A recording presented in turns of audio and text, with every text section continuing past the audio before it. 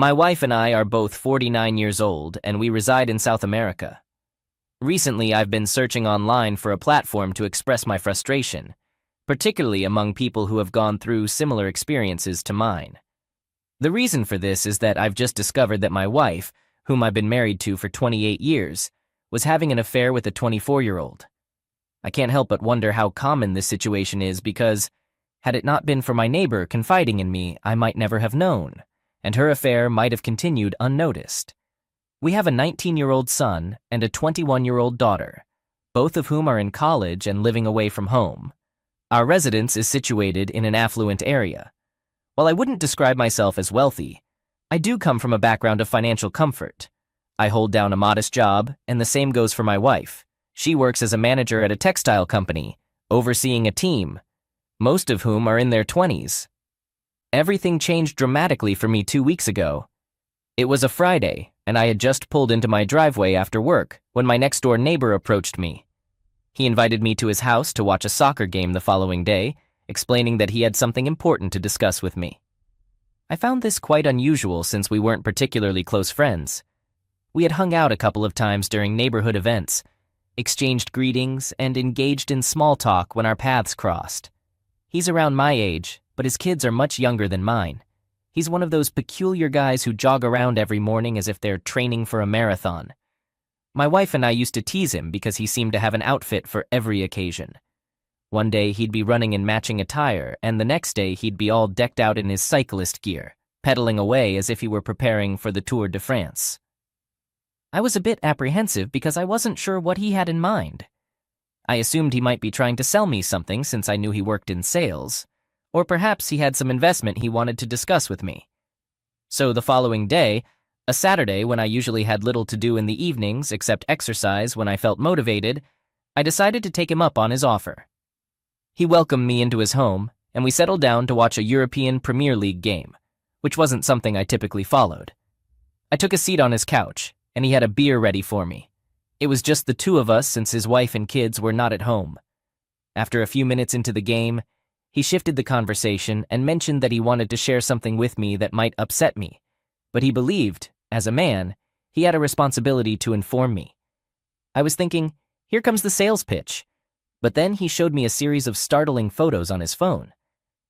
These pictures featured my wife and a young man walking hand in hand at a shopping mall. He displayed 5 pictures from various angles, explaining that he had taken them 3 weeks ago while he was shopping with his own kids. Initially, he hesitated to share them with me for 3 reasons. 1, we weren't close. 2, he thought it wasn't his business. And 3, he wasn't aware of the nature of my relationship with my wife. However, as time passed, he felt compelled to share this unsettling information with me. It became increasingly difficult for him to greet me, knowing that my wife might be having an affair with another man. Initially, I experienced a whirlwind of emotions, confusion, embarrassment, and then anger towards my neighbor. I thought he might be playing a prank on me, but it quickly became apparent that he was dead serious, and the person in the pictures was unmistakably my wife. I must have stared at those images for minutes, desperately searching for some explanation to shield myself from the shame and to uphold a facade of masculinity in front of my neighbor. But my emotional mask crumbled. I couldn't restrain myself. The evidence was crystal clear. My wife was indeed having an affair with a younger man. I didn't want to accept it. I tried to convince myself there had been some terrible misunderstanding. Up to that point, I hadn't picked up on any signs that my wife might have been cheating, although cheating doesn't seem to capture the depth of this betrayal. Yet, the evidence spoke loudly and clearly. I broke down and cried in my neighbor's house, right in front of him. It was incredibly embarrassing in hindsight. I was still at my neighbor's place when my wife returned home. I wasn't sure where she had gone that Saturday evening, but I recalled her telling me she was going out to see some friends, a lie I now knew to be false. My neighbor forwarded the incriminating pictures to my phone, and as I was preparing to leave his house, he insisted on accompanying me back to my house to ensure I didn't do anything I might regret. I initially objected, but he trailed me nonetheless. In hindsight, he likely wanted to ensure I didn't take any rash actions or confront her in a way that could escalate the situation, given my visible anger. I left my neighbor's house with him following closely, my sole focus being on the impending confrontation with my wife. She was in the kitchen when I entered through the garage door. I called her name and showed her the pictures on my phone, demanding to know who the man was that she was holding hands with. She appeared shocked, her gaze darting between me and the neighbor standing behind me, who inquired about what was happening. I insisted she answer the question forcefully. I'd never been offensive to my wife before, but I couldn't say that it didn't cross my mind at that moment. She couldn't deny the pictures. It was impossible, as the images clearly depicted her. I held the phone just inches from her face and repeatedly pressed her to identify the person she was holding hands with. My intensity must have been overwhelming because my neighbor attempted to restrain me. After some hesitation, she attempted to explain herself, stating that it was a 24-year-old subordinate who worked under her. She expressed remorse for everything, but I didn't want to hear it. I instructed her to pack a bag and leave my house. That all occurred a few days ago, and I haven't seen her since that day. However, my neighbor visits occasionally to check on me. I'm typically an introvert and value my privacy. Initially, I didn't appreciate his interference, but without him, I would have been completely unaware, and my unfaithful wife might have continued her affair to this day. For that, I can't express how grateful I am to him. I prefer not to have many friends, but I do have a therapist with whom I share my personal matters. Our children are still in the dark about all of this. I haven't yet been to see my therapist. These days, I only leave the house to go to work. It's been 2 weeks since I've had a proper meal or a restful night's sleep. I spend most of my day drowning my sorrows in alcohol and shedding tears. What should I do? Should I seek a divorce? Should I attempt to salvage my marriage? Should I reach out to my wife? The pain is still unbearable, worse than anything I've ever experienced, but it's somewhat comforting to know there are people here who've gone through similar situations. I understand that I shouldn't be drinking, but sometimes it seems like the only way to numb the pain. My wife texts and calls me almost every day at the same time, but I haven't mustered the courage to answer or read what she has to say. I'm uncertain if I'm ready to hear her side of the story. Currently, she's staying at her parents' house. Our children reside in another state. I haven't heard from them since before I learned about the affair, and it seems my wife hasn't contacted them either. I've reached out to my family and informed them of what transpired. My neighbor invited me for a run this morning, which helped alleviate some stress. I now consider him a friend. There's a strong sense of familiarity between us, almost as if I've known him for years. I'm also scheduled to see my therapist tomorrow. I've been jogging with my neighbor as much as possible. During our runs, he avoids discussing my wife, which is really helping me divert my thoughts. However, it's challenging not to think about it, mostly because I'm torn inside. Part of me wants to attempt reconciliation, but I'm unsure if my wife is even the same person I married anymore. It still feels incredibly surreal. I never imagined I'd need to consult an attorney or worry about STDs from my wife. I wanted to provide a little update on where I stand this morning. I shared what happened with my family the morning after I discovered it. My parents are heartbroken. I've gone through the messages my wife has sent since D-Day. They all express her love for me, apologies for her actions, and pleas for me to take her back. I'm still unsure about it all. If she truly means those words, why did she betray me like she did? My children are still unaware, but they'll be home in a few days as they finish college for the semester. I'm uncertain about how to break the news to them. Today, I have a therapy appointment, and I'm planning to schedule a doctor's visit and consult a divorce lawyer. I'm not certain if divorce is what I want, but I suppose it doesn't hurt to have it considered for the future. I returned from my therapist's appointment. Things remain confusing, but he and this community have guided me in the direction I should take now. While my therapist lacks experience with cheating trauma, he has referred me to someone who does. I'll schedule an appointment with them. He's given me some advice on the next steps, encouraging me to give up drinking, start exercising, and take my time before confronting my wayward wife in person. It's important to ensure I'm emotionally prepared to be in the same environment as she is. Now, addressing some questions I've received. My wife's affair partner is not married. He began working with her last year. He's 24, just a bit older than our daughter. My neighbor caught them holding hands at the mall one day and took some pictures. This morning, I sent her a text outlining my expectations. While I'm still unsure about the course of action I want to take, I made it clear that certain conditions must be met for reconciliation to even be considered. I mentioned that both of us should get tested for STDs. She needs to end her relationship with her affair partner and cease all contact, and she must disclose all the details of their actions together. As of now, I haven't received a response from her. Currently, I'm contemplating whether to confront my wife in person. She's been staying at her parents' house. My wife has responded to my text with all those demands, agreeing to the written timeline, granting access to her devices and social media, ending contact with her affair partner, undergoing an STD screening, and quitting her job. I still intend to consult with a few attorneys just in case. Her parents are already aware of the situation. They found out on the same day I did. She's residing at their place. What I'm uncertain about is whether to verify her written timeline with a polygraph test. I've heard that these tests are often unreliable, and I'm not even sure where to find one in my area. Yesterday marked the first time I saw my wife in person since D-Day. After returning from work, my brother and I visited her parents' house, where she's still staying. It wasn't easy being around her, but following this community's advice, I realized that certain things needed to be discussed and established in person, rather than through text and phone calls. Upon seeing me, her immediate reaction was to burst into tears and attempt to hug me. I promptly halted that and conveyed that physical contact with her is the last thing I desire right now. She appeared hurt by my response. She repeatedly expressed remorse for her mistake, professed her love for me, and insisted that her involvement with her affair partner was just an act. I confronted her about her excuses and made it clear that I didn't want to hear them. I informed her that I'll be consulting a divorce attorney next week to explore my options. I reiterated the steps she needs to take if I am to consider reconciliation with her. I had her send a no-contact message to her affair partner right in front of me and disclose all her social media passwords.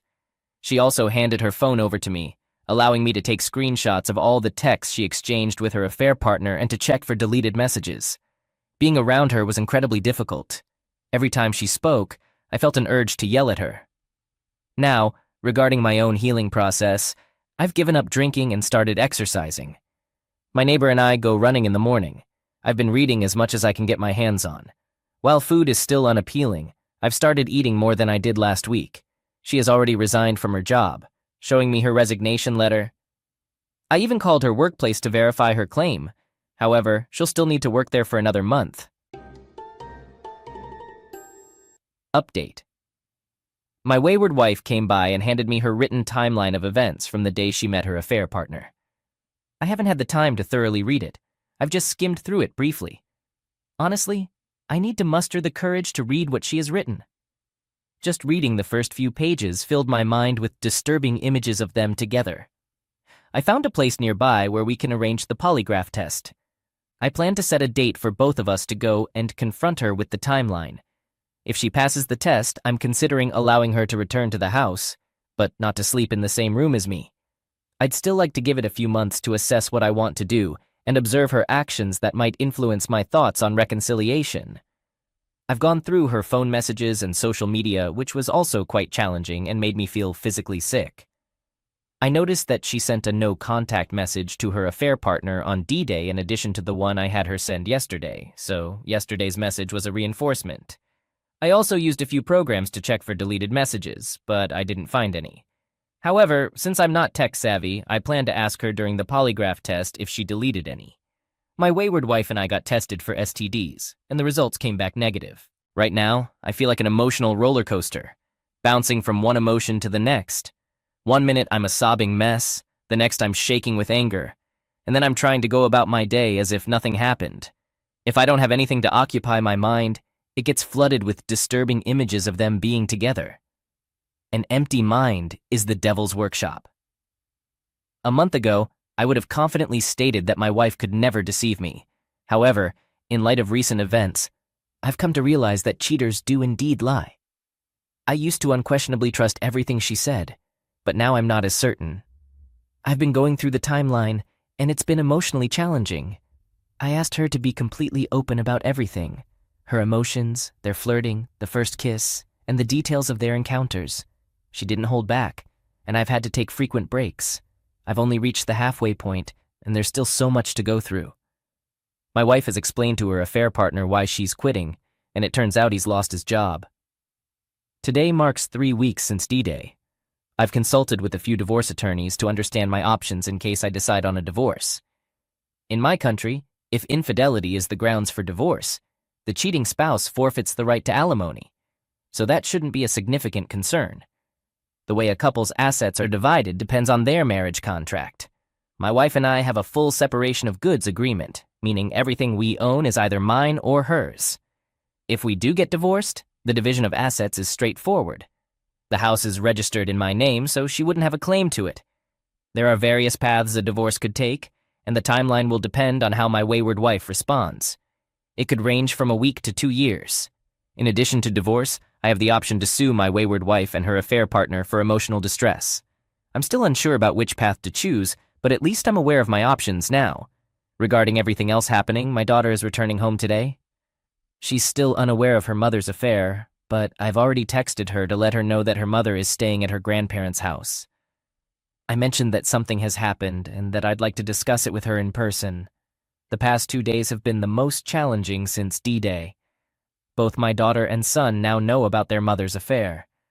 My daughter, being the first to return from college, attempted to contact her mother, but apparently she wouldn't reveal anything except that she had done something terrible.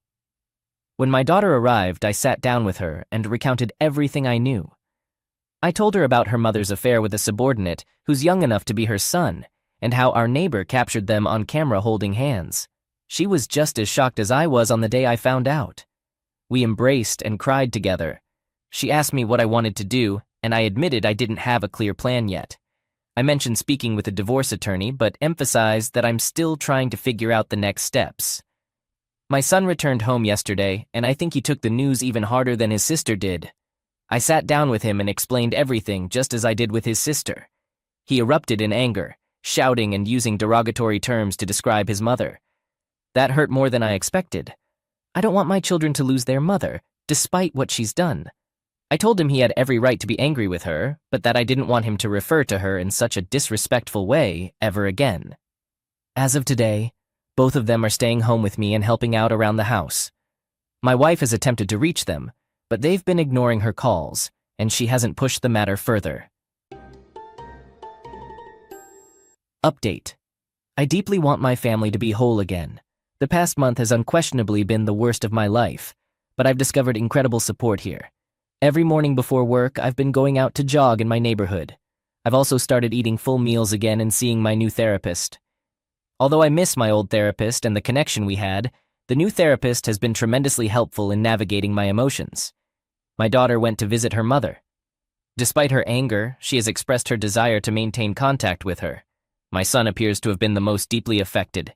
He's very upset that I haven't filed for divorce yet, and has harshly criticized his mother.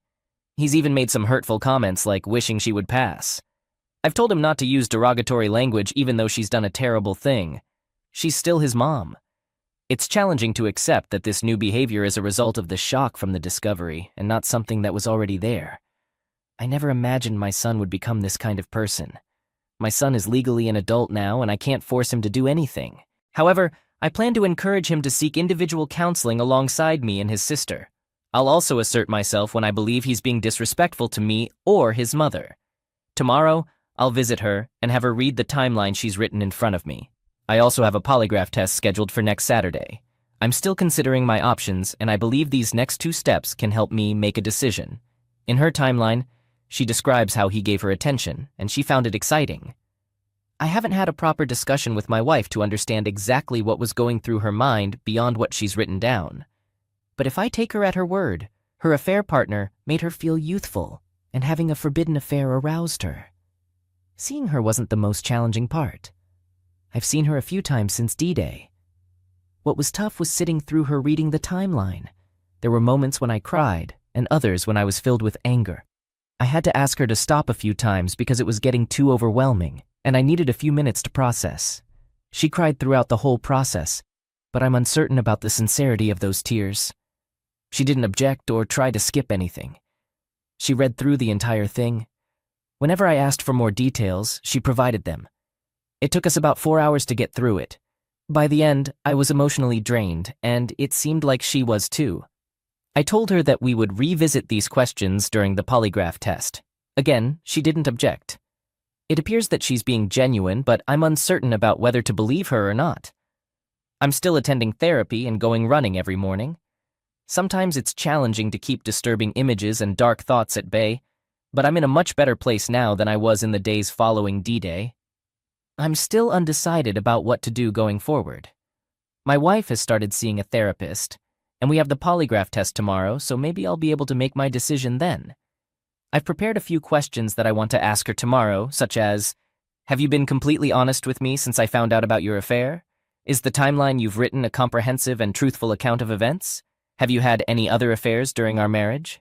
Did you delete any emails or messages on your phone and social media between you and your AP that I haven't seen? Update. I brought my wife back from her parents' house on Saturday. We didn't chat much during the drive, but her body language suggested she was uncomfortable. When we arrived and waited for the examiner, she asked if I was certain about going through with this. I confirmed. She was connected to the machine for about 20 minutes and responded with no to all my questions. Afterward, I drove her back home and left her at her parents' place once more. We didn't converse much on the way back either. I was too fatigued to revisit our earlier discussion about her timeline. She did inquire about my intentions, and I honestly admitted I hadn't decided yet. The results came in on Monday. Evidently, she was telling the truth. I thought this might help me make up my mind, but I'm still uncertain. I can't decide whether to give our marriage another shot or proceed with the divorce. I long for our old life, but she hurt me deeply. She is attending therapy. Our daughter visited her a couple of times, and she has seen her therapist too. I'm unsure if they specialize in infidelity. She did indeed respond yes to the first two questions. My son is struggling with his feelings towards his mom, and it's causing concern. He's angry with me for not divorcing his mom, which is unusual, especially considering how close they were before all this. I'm uncertain if infidelity has affected his personal relationships or if other cultural and environmental factors are at play. Every time I've tried to discuss his reaction, he's shut me out. He refuses to listen, talk about his feelings, or consider therapy to address his pain. Reader comment. To be honest, he views your inability to take action as a sign of weakness. Maybe he anticipates you should respond like a man who won't stand for his wife being used like a plaything by a younger guy. The reality is this young guy got to enjoy your wife without having to deal with the baggage of a long-term marriage. Based on what I know about affairs, he likely had his way with her. Your son wants to witness his dad taking clear-cut action. It's as simple as that. OP reply. I'd argue that having my wife leave our home and consulting a divorce attorney was a decisive move. What follows isn't up to him to decide. I will ultimately make that choice. He doesn't get to dictate what's the best path forward for my life. I'm the only one who can determine the most suitable course of action moving forward. Reader comment. But spending half an hour on a park bench with a cup of coffee, just to assess any progress, might help you clarify your thoughts. OP reply, I believe I can do that. Thanks for the suggestion. It's been nearly a month since my last update here, and my relationship is still struggling. She has done everything I've asked, but I can't shake the thought of her deceiving me and being close with another man. Part of me desires reconciliation, but another part recognizes that I'll never fully recover from her infidelity. I followed a reader's advice and began having weekly meetings with her, mostly in public places like parks and restaurants. Both my kids have returned to college and are no longer at home. My daughter is trying to mend her relationship with her mother, while my son wants nothing to do with her. I've been meeting with my wife every week to monitor her progress. She continues to attend therapy to understand the reasons behind her actions. She claims she doesn't know why she did it, but I'm skeptical. After all, she spent 9 months in an affair, which is a long time to be uncertain about your motives.